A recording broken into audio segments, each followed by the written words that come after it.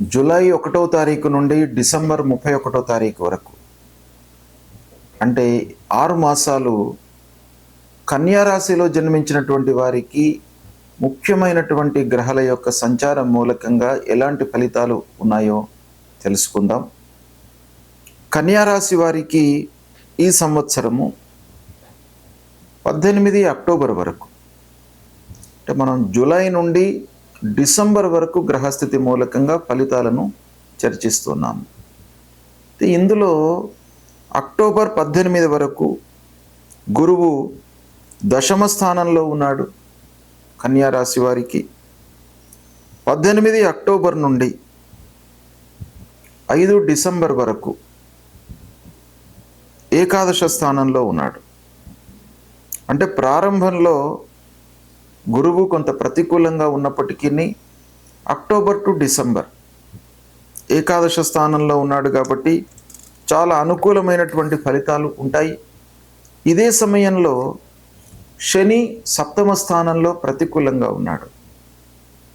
రాహువు షష్టమ స్థానంలో ఉన్నాడు, అనుకూలంగా ఉన్నాడు. కేతువు ద్వాదశ స్థానంలో ఉన్నాడు. అంటే ఈ 6 మాసాల లోపల మనకు గ్రహస్థితి ఎలా ఉంది అనేటువంటి విషయాన్ని చూసినట్టయితే అక్టోబర్ 18 వరకు గురువు, శని, కేతువు ఈ 3 గ్రహాలు ప్రతికూలంగా ఉన్నాయి. అక్టోబర్ 18 తర్వాత గురువు, రాహువు అనుకూలంగా ఉన్నారు. ప్రధానమైనటువంటి గ్రహాలు అక్టోబర్ 18 తర్వాత చాలా అనుకూలంగా ఉన్నారు కన్యా రాశి వారికి. ప్రారంభంలో కొంత ప్రతికూలంగా ఉంది. అయితే దీని మూలకంగా ఎలాంటి ఫలితాలు ఉండబోతున్నాయి అనే విషయాన్ని మనం చూసినట్టయితే, దశమ స్థానంలో గురువు సంచరిస్తున్నప్పుడు ప్రతికూలత ఎక్కువ ఉంటుంది. వృత్తి స్థానం, ప్రొఫెషన్కు సంబంధించినటువంటి స్థానం, ఈ స్థానంలో గురువు ఉన్నాడు. చతుర్థాధిపతి, సప్తమాధిపతి కనుక దశమంలో ఉండడం మూలకంగా మనకు ఎవరైతే వ్యాపారస్తుల విషయం ప్రథమంగా మనం ఆలోచించినట్టయితే భాగస్వాములతో కొంత ఇబ్బందులు తలెత్తే అవకాశాలు ఉన్నాయి. అంటే పార్ట్నర్షిప్లో వ్యవహారం చేస్తున్నటువంటి వాళ్ళు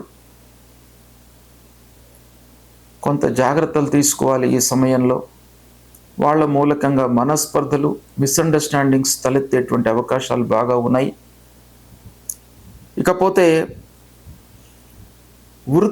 స్వయం వృత్తిలో ఉన్నటువంటి వారికి కూడాను పనిభారం పెరుగుతుంది. క్లయింట్స్తో ఇబ్బంది,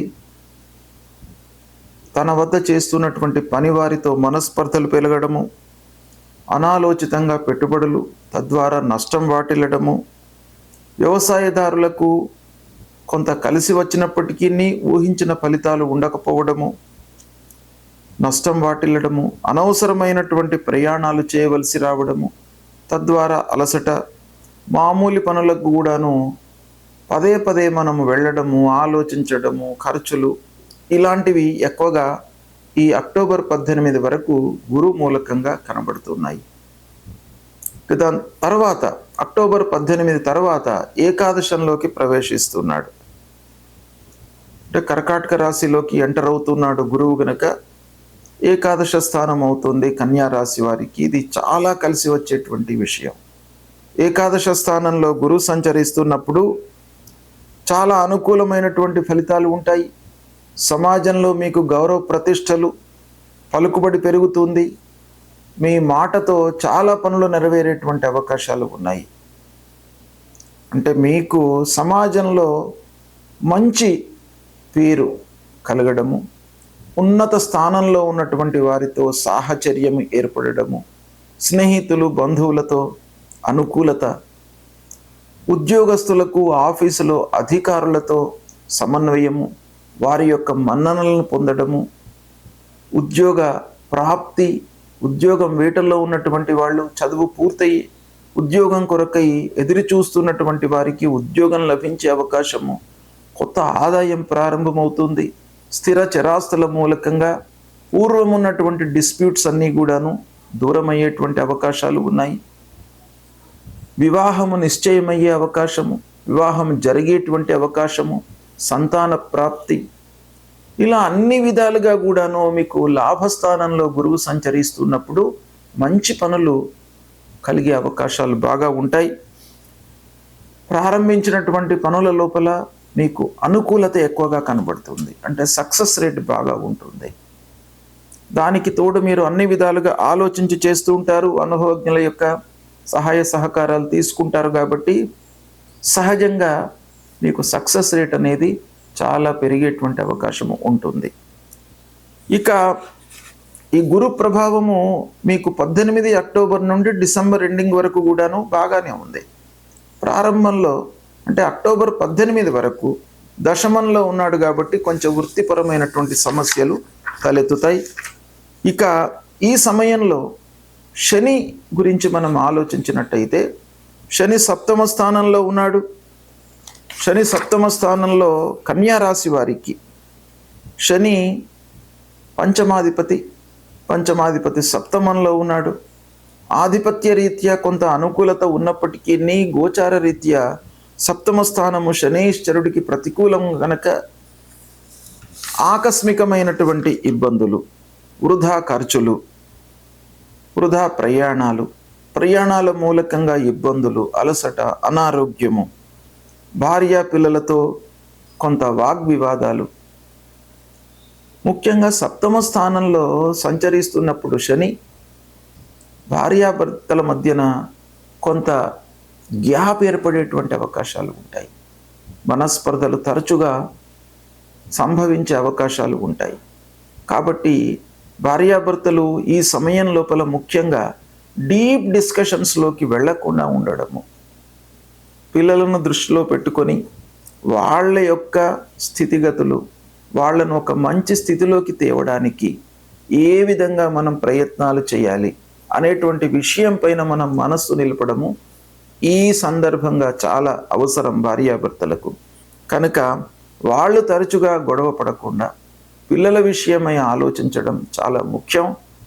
ఇక పార్ట్నర్షిప్లో చేస్తున్నటువంటి వ్యాపారస్తులు కూడాను ఆ పార్ట్నర్ను ఇగ్నోర్ చేయకుండా మీరు అన్ని విషయాలను కూడాను పార్ట్నర్స్తోని చర్చించి నిర్ణయాలు తీసుకున్నట్టయితే కొన్ని సమస్యలను అధిగమించేటువంటి అవకాశాలు బాగా ఉంటాయి. కాబట్టి వ్యాపారస్తులు ముఖ్యంగా పార్ట్నర్స్ విషయంలో జాగ్రత్త పడాలి.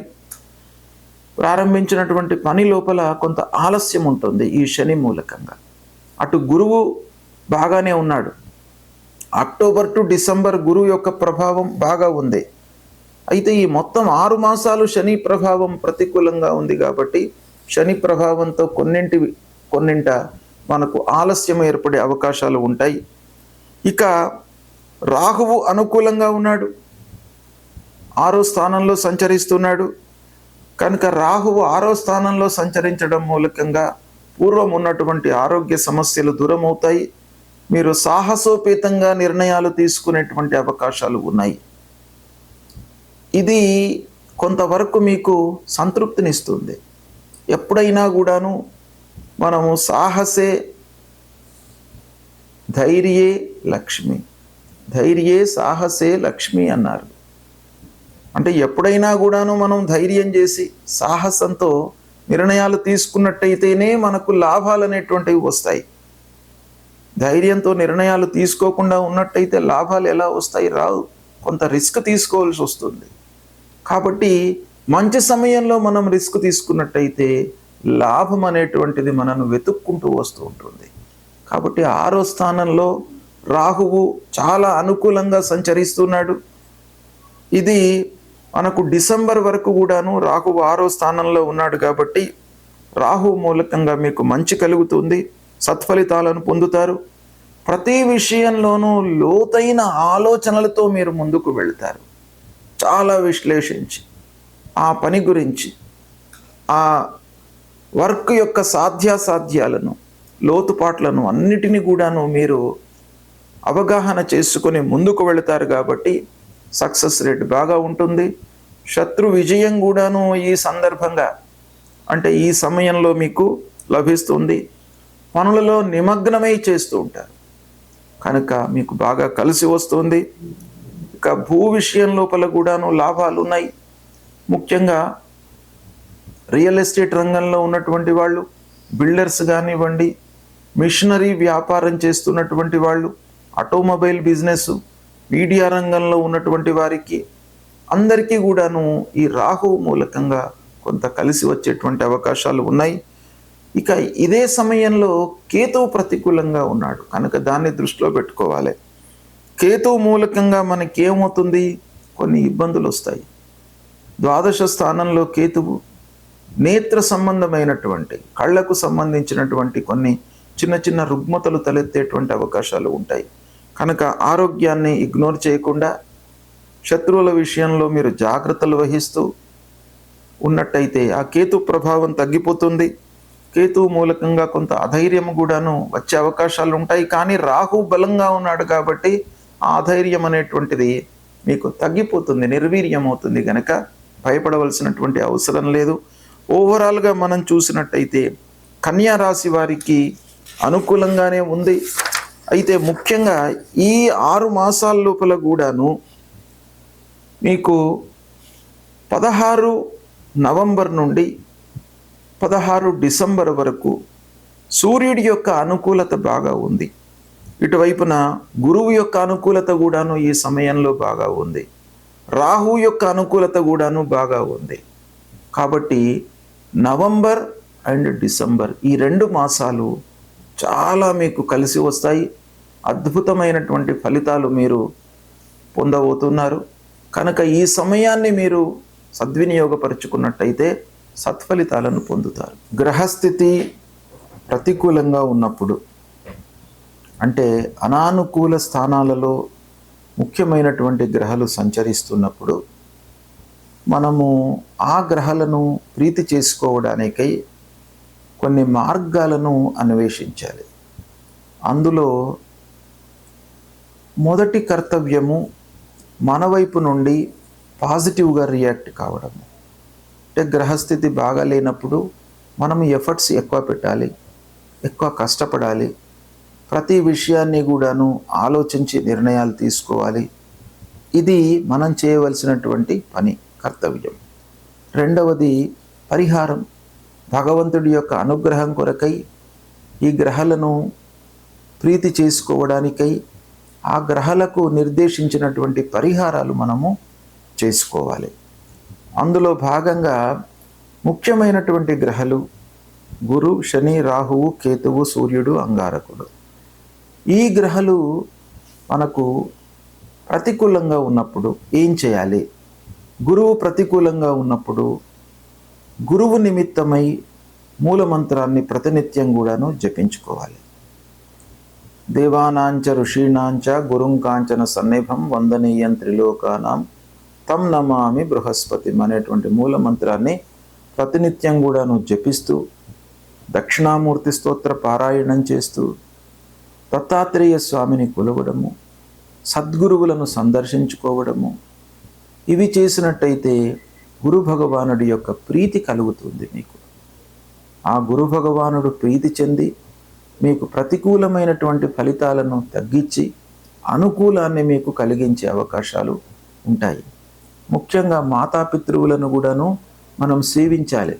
ప్రథమ గురువులు తల్లిదండ్రులు కాబట్టి వాళ్లను సేవించినట్టయితే మీరు ఆ గురువు యొక్క అనుగ్రహాన్ని పొందుతారు. ఇక శని ప్రతికూలంగా ఉన్నప్పుడు శనికి సంబంధించినటువంటి మూలమంత్రాన్ని చదువుకోండి, ప్రతినిత్యం కూడాను జపించండి. నీలాంజన సమాభాసం రవిపుత్రం యమాగ్రజం ఛాయా మార్తాండ సంభూతం తం నమామి శనైశ్చరం అనేటువంటి ఈ మూలమంత్రాన్ని ప్రతినిత్యం కూడాను చదువుకోండి. ఆంజనేయ స్వామి దేవాలయానికి వెళ్ళండి, ఆంజనేయ స్వామిని కొలవండి. మీ లోపల భయము, భ్రాంతి, ఆందోళన ఇవి లేకుండా మిమ్మల్ని కాపాడుతాడు. హనుమాన్ చాలీసా పారాయణం చేసుకోండి, శివాభిషేకం చెయ్యండి. మాస శివరాత్రి రోజున శంకరుడి దేవాలయానికి వెళ్ళి ఆ శంకరుణ్ణి పూజించండి. ప్రదోష సమయంలో శంకరుణ్ణి పూజించండి. ప్రతి మాసం లోపల కూడాను మాస శివరాత్రి వస్తుంది. అమావాస్య ముందు. ఆ మాస శివరాత్రి రోజున శంకరుణ్ణి మీరు పూజించినట్టయితే మీకు అపమృత్యు దోషాలు తొలగుతాయి. కాబట్టి ఆ శంకరుణ్ణి పూజించండి, ఆంజనేయ స్వామిని కొలవండి. ఇవి రెండు చేసినట్టయితే శని ప్రభావం తగ్గుతుంది. ఇక రాహువు ప్రతికూలంగా ఉన్నప్పుడు రాహు ప్రీత్యర్థమై మూలమంత్రాన్ని జపించండి.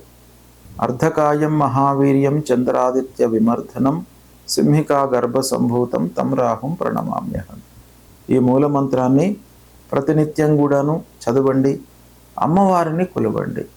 దుర్గామాత, రాజరాజేశ్వరి అమ్మవారిని, మహాకాళి, మహాలక్ష్మి, మహాసరస్వతి ఈ అమ్మవారి స్వరూపాన్ని, ఆ దుర్గామాతను కొలిచినట్టయితే తప్పకుండా రాహు ప్రభావం మీకు తగ్గుతుంది. రాహు కలిగించేటువంటి దుష్ప్రభావం తగ్గి అమ్మవారి అనుగ్రహం మూలకంగా మీకు మంచి ఫలితాలు కలుగుతాయి. ఇక కేతువు ప్రతికూలంగా ఉన్నప్పుడు గణపతిని మీరు సేవించండి. విఘ్నాలు కలిగే అవకాశాలు ఎక్కువ ఉంటాయి. మానసికంగా చంచలత్వాన్ని ఇస్తాడు. కాబట్టి మీరు ఆ గణాధిపతిని పూజించినట్టయితే మీకు ఆ కేతువు ప్రీతి చెంది కేతువు మూలకంగా కలిగేటువంటి దుష్ప్రభావం తగ్గుతుంది. అంతేకాకుండా కేతువుకు సంబంధించినటువంటి మూల మంత్రాన్ని ప్రతినిత్యం కూడాను చదువుకోండి. ఫలాశ పుష్ప సంకాశం తారకా గ్రహమస్తకం రౌద్రం రుద్రాత్మకం ఘోరం తం కేతుం ప్రణమామ్యహం.